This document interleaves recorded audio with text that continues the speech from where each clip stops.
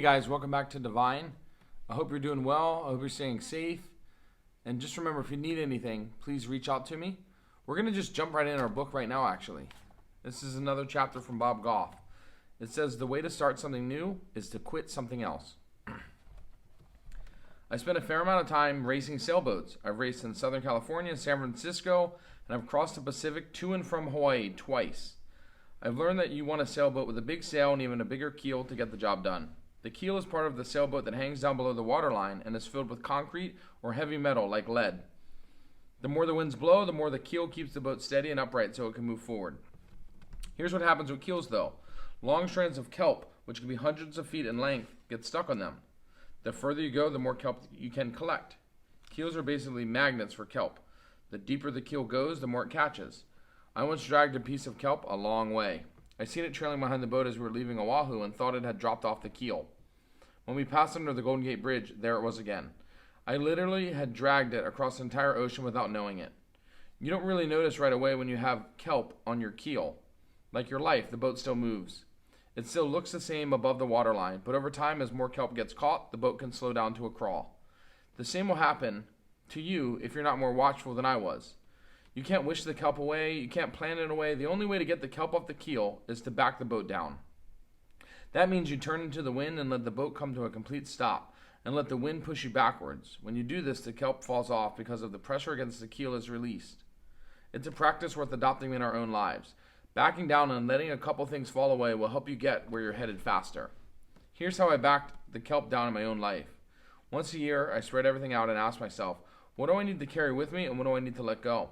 I think about all the little decisions I make, especially the ones I regularly, and ask whether all those decisions are worth working out for me. Are they serving my ambitions or getting in the way? Try it. It might be a job, relationship, hobby, habit. You might decide to work out more or do it less. You might stop reading books or you might start. Do it with your faith as well. Don't chuck faith, slow it down. Back down from unnecessary commitments or crazy making conversations or disagreements you've been having that are distracting you from Jesus and right the ship. I promise you'll feel lighter and more nimbler after. You'll be uncumbered from the drag that's been silently stealing the momentum from the most current and authentic version of you. In addition to backing down the kelp once a year in my life, I do a smaller version of this once a week. Some of you may already know, I quit one thing every Thursday. Sometimes I quit something perfectly good. I do this because life tends to always be full. We can't squeeze 30 hours of things we want to in a 24-hour bag of time we have each day. Weirdly, the thing that keeps many from moving on from things they've outgrown is coming up with a reason they can't explain to others about why they quit. Start telling people you quit one thing each Thursday and you won't have to worry about putting a spin on it anymore. Try this practice for a couple weeks, it'll blow your mind. Think of it like weekly kelp removal. If something isn't working for you anymore, quit. Just do it on a Thursday, so I know I'm not the only one doing it. By the way, there's nothing inherently magical about Thursday, but it's helpful in a couple ways. Another reason people stay stuck in something that doesn't work anymore is because they want to pick the right conditions to quit. The perfect time will never come. Stop worrying about it. I quit a bunch of stuff in my life. I tried to go all pro on it. Here are some examples of things I quit. I sold my truck. It was on a Thursday, and I shared a car with Sweet Maria for a couple years. I did it so we could spend more time together. I quit my own law firm. You already heard this one, but it was a big thing to quit, so I'm listing it. I quit teaching at a local university. I'd been teaching at this university for more than 20 years. One Thursday, I simply quit. The reason? It was Thursday. I quit a board position from an organization. I love what the organization was accomplishing, but serving on a board didn't seem to maximize the time it took away from other things. I quit making appointments. Have you noticed that what started out as a fun idea can start a long, punishing cycle of calls and emails and text messages, deciding when the next conversation will happen? I found I was spending more time planning than having a meeting. I spent more time planning the meeting than having the meeting. I also found myself thinking about the upcoming meeting in the morning at noon and at 3:30 when they didn't show up at all. This all started to bug me, so on Thursday, about 5 years ago, I quit making appointments. It was a quarter twist on what I had been doing for a long time, and this small change had made all the difference. These days, instead of setting appointments, I tell either people to call me or simply show up if they want to see me.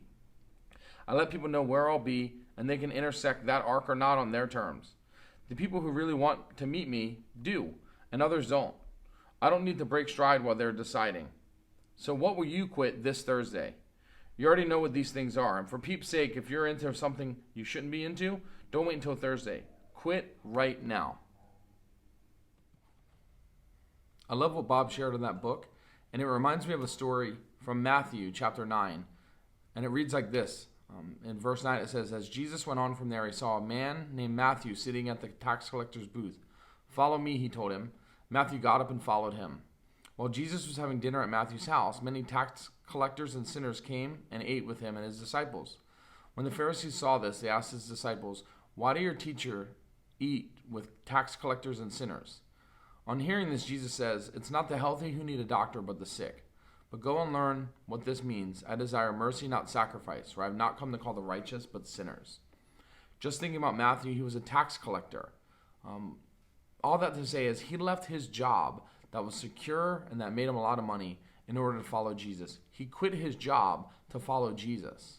And upon hearing this, many people thought Matthew was crazy. Even the Pharisees were questioning what was going on. And Jesus says, remember, I came for the healthy, or not for the healthy, but for those who need a doctor. I came for the sick.